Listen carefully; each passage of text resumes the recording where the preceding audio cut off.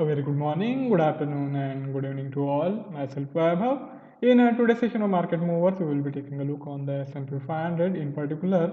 And here, after yesterday's fall, I think bears are firmly in charge, and the short to medium term outlook has turned bearish. We can't really say from the longer term perspective, but from short to medium term perspective, things have clearly changed, and we will see if we can profit from these changed circumstances. If you consider the developments in today's session during the European trading hours, we got these ECB's monetary policy meetings minutes, and here, as expected, the ECB has reaffirmed its faith in quantitative easing and the PEPP, Pandemic Emergency Purchase Program, which it is running for countering the adverse effect of the coronavirus outbreak on the economy. And in this month's meeting, it has enhanced its PEPP program, and now it is at 1.35 trillion euros, and it is being expected to run till June of 2021. So here, these measures to support the economy are likely to stay for at least till ECB feels that the economy recovery is on track and the inflation is picking up. But we are not really expecting the inflation or the economy, for that matter, to pick up anytime soon. So we can expect these near zero interest rates and the quantitative easing program, the PEPP, as well to continue for at least foreseeable future. Moving on to the North American trading session, we got the United States trade balance data and the durable goods orders as well. We also got the final estimate for the GDP, and here there is not much in revision. We got the same figure of -5%, that is the contraction of 5% in the first quarter of 2020. And if you consider the durable goods orders for the month of May, here, because the economy was reopened to some extent, we have seen some rebound compared to the month of April. But in terms of year on year, there is not much on growth. There is actually decline, but in terms of month on month numbers, there is this substantial rise, and there is in sharp contrast to what we saw in the month of April, where there was decline of 17.2% compared to the month of March. So to that extent, at least, we are seeing that these numbers are showing some signs of recovery. Moving on to the US initial jobless claims for the week ended 20th of June, we have got the claims of 1.48 million, and of course, this if we consider the trajectory, it is decreasing, but still, in absolute figures, these are a lot higher to what we were used to see in the pre-pandemic days. But I think at least for next couple of weeks, we will continue to see the numbers in the vicinity of 1 million. But eventually, it is likely to taper off, and we might even see some jobs being added in the month or 2 months' time, provided the virus outbreak subsides and we see any pathway, or you can even say the light at the end of the tunnel. And if the hope, you can say even the people's confidence recovers, then we will see the economy picking up, albeit slowly in the initial phases. Now, moving on to the technical outlook, we will cover the S&P 500 and the USD JPY. Let's start with the bearish outlook for the S&P 500. This is the daily time frame chart, and after getting pretty close to this prior swing low around 3220, here we saw this sharp fall, and then to some extent those losses were recovered, and again the S&P 500 tried to climb back to 3200 level. But after this almost week-long consolidation, we are seeing that there is a breakdown on the lower side, and I feel as I said while opening remarks as well, that we are seeing bears are taking charge, and here that case can be made that we will be better served if we take a look and if we take positions on the short sale side of the trade setup, and for that we will see if we can exploit some optimum levels. And coming to this daily time frame chart, we can expect if we are eventually going to see a break below this, then pretty much we are likely to see the S&P 500 getting back to 2800 level, which is also its 38.2% Fibonacci retracement level, as well as we have these prior swing lows and this consolidation phase where it was finding support before it picked up the momentum and climbed to 3200. So now those levels can be retested again, and of course a lot is going to depend on how this week closes. So here if you consider the trajectory and the formation, here we had this consolidation lasting for almost a week, and if we simply consider this formation here, then you can pretty much compare it to a formation of head and shoulder.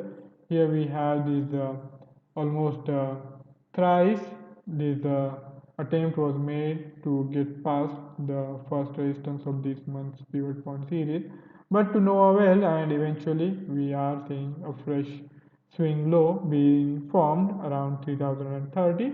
So here this prior swing low stands broken, and that opens up the possibility of this move continuing toward this immediate swing low, which is there around 2900. And I think we can expect at the bare minimum this fall to extend toward this central pivot point of this month's pivot point series, and then maybe in the first week of next month we might even see this fall continuing towards 2800 level.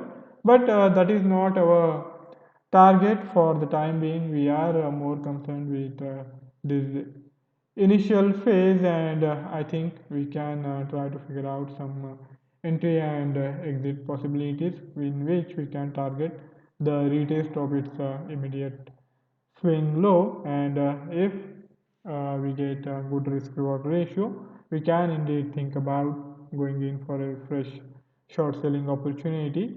And for that I think these resistance levels will be pretty helpful. We have these first resistance of this month's pivot point series established around 3160, and from those levels only we are seeing this continuous fall now. So even in the current scenario, I think this can be utilized as our marker whether to go long or whether to go short, and unless and until there is a clear cut break and price momentum sustaining above this first resistance, I am betting on the short sale side. And so here if we are going to go for a short sale trade, then most probably we will have to rely on this confluence of 50, 100 and 200 SMA, which is around 3100. And here if we get a fresh short selling opportunity anywhere close to this resistance zone, this confluence zone, I think we should really lap it up.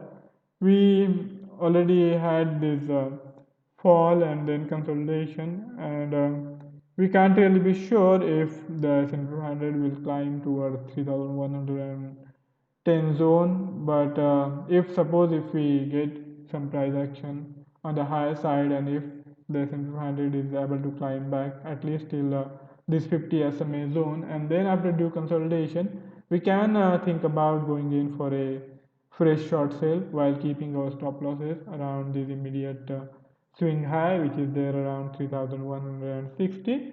So that trade from the risk reward perspective is good enough if we are going to get any entry anywhere close to 3080 to 3100 with stop loss coming in of around 2 percentage point. I think we can target at least 3 to 4 percentage point on the lower side, as we have discussed the possibility of S&P 500 moving towards 2950 at the bare minimum level, and if that is going to be the case, then we of course get a target of around 110 to 120 points, and the risk is of around 60 to 70 points. So it's not exactly 1 is to 2, but still good enough. And I think considering the fact that this is happening after due consolidation, and also this failure to cross above this crucial resistance zone,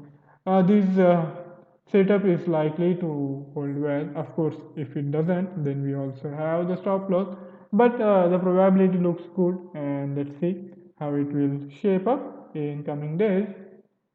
Now, moving on to the currency segment, we will cover the USD JPY's technical outlook.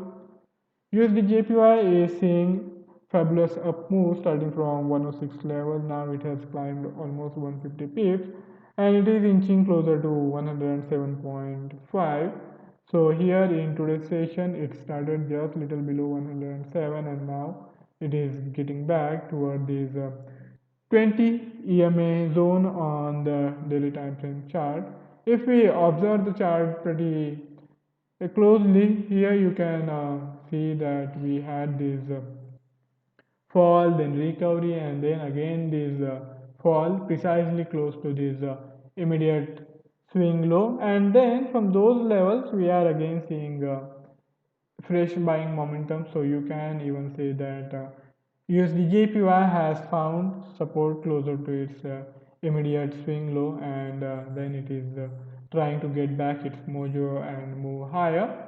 So from that perspective as well, we can use this zone, the 106 area, as our stop loss on the larger time frame trade setup, but we are not really going to utilize 150 to 160 pip stop loss, not from short to medium term perspective. So what I would do is to see if we can indeed profit from these changed circumstances while keeping our stop losses low. So if that is going to happen, I think we have to watch out for the price action around this central pivot point, which is there around 107.32.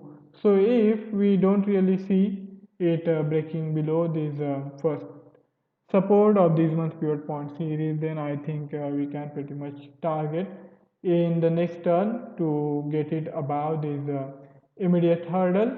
In today's session, we are seeing that USD is trying to cross above this central pivot point, and we can expect it that that will come true, but we can't really be sure about the timing. So for us to get involved and to bet on the long side, we will of course have to take the risk, and that means we have to figure out the stop loss as well. And if we are going to trade with a stop loss and target, then I think any entry point closer to this confluence of 50 and 100 SMA around 106.9 should be good enough. And we also have this break above 200 SMA, so it kind of indicates the shifting momentum in the price action of the USD JPY. So from that perspective, we can indeed you can even say that we can forecast this 50 SMA will eventually in a couple of days time to cross above this 200 SMA, provided the price action is able to hold above this 200 SMA area. We already have this establishment of fresh swing high, which is above this immediate swing high, and also we have successfully crossed above these all three key SMA zone, which were likely to act as a resistance zone. So in a nutshell, you can target the fresh buy entry anywhere close to this confluence of 50 and 100 zone, as the price action is in the upper band of this SMA, and if the momentum stays elevated, we can expect these SMAs to tilt on the high side, and it might cross above the 200 SMA before we can you can before the before I think even tomorrow's session is closed. So from our anticipation, I'm kind of anticipating that if the price action is able to sustain itself above this support coming in from these swing lows established during the consolidation, as well as this confluence of both of these crucial SMAs. So all in all, that looks a good proposition. And if we are going to go for a buy trade anywhere close to 106.7 to 106.9, we have to keep a wide price band, as we can't really be sure about what would be the exact entry point in which we can get involved. So we have to see that if there is a correction, first there should be consolidation, and this support zone should be respected. And if there is no undue fall, and if things look well and promising, whenever there is a breakout on the higher side, we can think about getting involved on the long side. And as I said, this will be this initial swing high will be the initial target, and the next move would be towards 108 level, in which we can also expect to profit. So from my side, that's it for the day. If any of you have any query or any idea to share, you can of course write it in the comment section, and I would be more than happy to take the discussion forward. Before I sign off, I would also like to remind of the risk associated with trading in the financial instrument, and one should be careful while using the information provided. Have a fabulous day ahead, make a lot of money, see you tomorrow, goodbye.